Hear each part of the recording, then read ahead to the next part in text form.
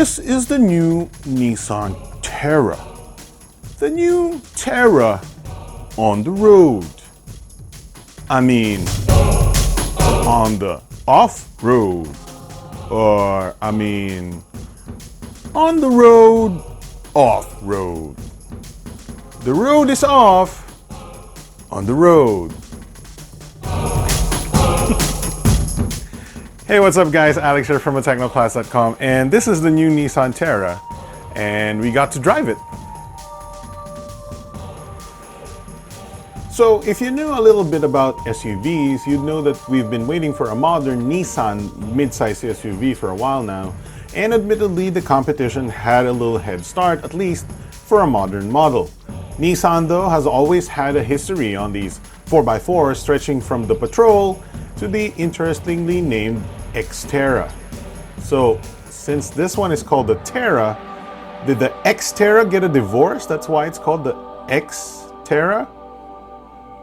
Anyway, let's get the numbers out of the way first. You get 4x4 on the highest trim at 2 million pesos, but all models come with a 2.5 liter turbo diesel producing 190 horsepower and 450 newton meters of torque.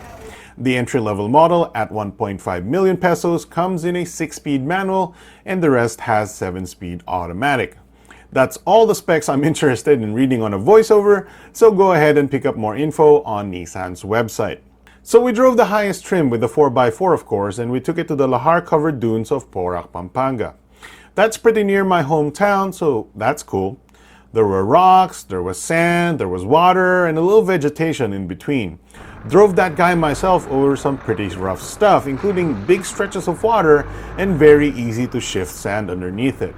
Of course, admittedly, Nissan wouldn't take us there if the car couldn't handle it, but you can definitely see the Terra in action for yourself out there. One thing I noticed is that the steering was very light. I know it's meant to be like that, and lock to lock takes a few extra rotations, but yeah, it's really light, which means anybody can drive it. I think that's really because Nissan is targeting the families out there that's going on vacation. Same goes for the suspension. It's quite soft, both on road and off-road. I never felt like it was bouncing too much or too rigid for handling, which is kind of interesting because I couldn't feel the smaller rocks while we were driving over it.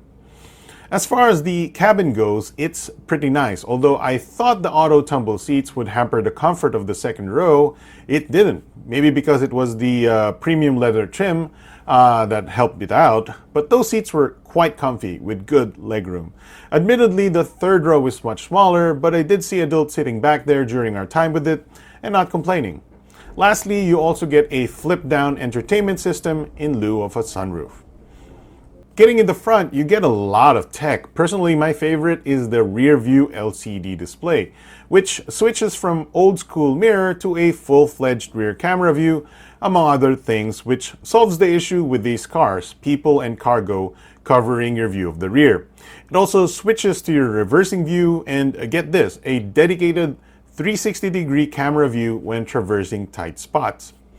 On the dash, you also get a touchscreen infotainment display which responds quite quickly, and another display in between your gauges which can show tire pressure, fuel economy, etc. Finally, you also get lane departure warnings, blind spot warnings, and yeah, pretty much all the modern features you'd expect in a mid-size SUV like this. So the Terra's off-road capabilities, what's it like? Well, it's pretty much point and go.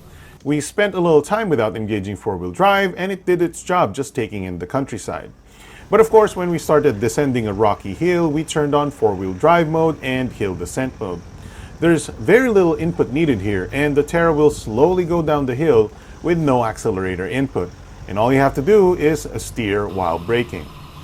Once we got to the river, we switched to four-wheel drive high and basically went diving in and out of the water, through the sand dunes, over the sand dunes, in the sand dunes, and even going through the river itself.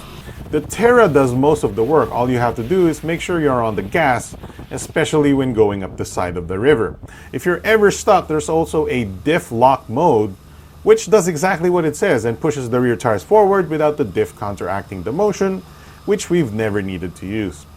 This is all pretty cool stuff and admittedly a lot of fun, but also I completely forgot to talk about the design. Now I'm Probably not the best judge of looks here, but I think the Terra looks quite nice. You get the V-shaped grille in front, some boomerang headlights, muscular haunches on the hood, and up to 18-inch rims.